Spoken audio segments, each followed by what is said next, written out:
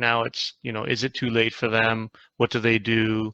Should they even do it? It's so crowded right now. I mean, or is that just like what would you recommend for young entrepreneurs that want to, get started? They want to train Muay Thai, they want to train BJJ, whatever they want to train, right? Or they want to follow their passion.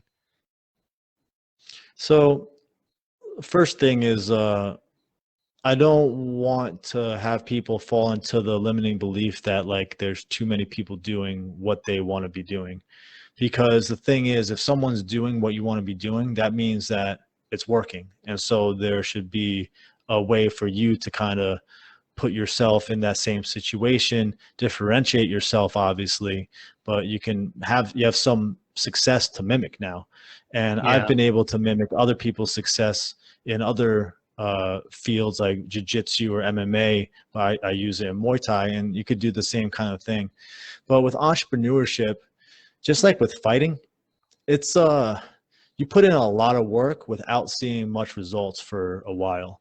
And you have to be long-term.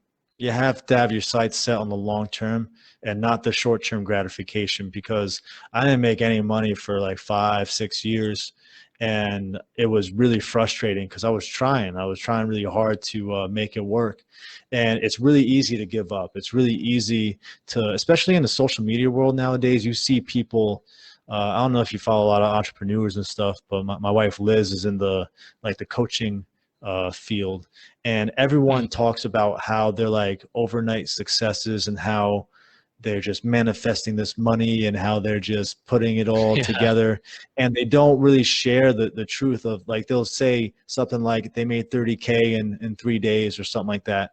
And that could be true, but that doesn't really share the years of work that they put in leading up to that. It's like the same concept of, you don't hire a plumber. Like, a plumber can come over and fix something in 5 minutes, but you still pay him for what he's worth, just because he takes something for 5 minutes as opposed to taking 5 hours. Like, it's the same type of analogy, you know?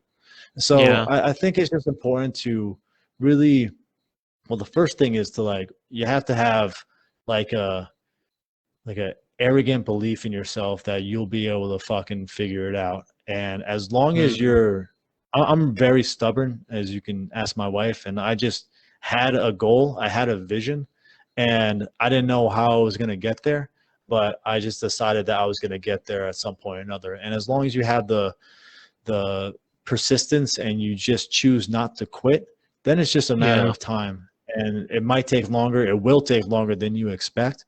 But yeah, that's my general piece of advice, is just knowing that it's not going to be easy. You got to believe in yourself. And it's definitely not too late. I don't even care at what age you're at. It's definitely not too late. There's so many different ways to become an entrepreneur, especially online nowadays. You can be an affiliate marketer. You can create courses. You can do a number of different things. And so as long as you're able to find, another key thing is to find the right mentor. That's been really key as well. And I've also invested a lot of not just money in myself, but time in myself as well. And so when I was like in my early 20s, I was working full-time as a waiter. I was training full-time to fight. And then I was also working on my website and stuff.